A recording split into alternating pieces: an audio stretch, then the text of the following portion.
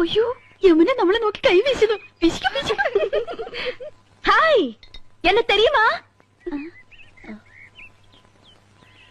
എന്നെ അറിയുമോ? എടി അരിയുമോന്ന്. കത്തി താഴെയിട്, കത്തി താഴെയിട്. ഇല്ല അറിയില്ല. Do you know me? അറിയുമോന്നാ ചോദിക്കണേ. അറിയും, നന്നായിട്ട് അറിയും. അയ്യോ സിസ്റ്റേഴ്സ്. മനസ്സിലായില്ലേ?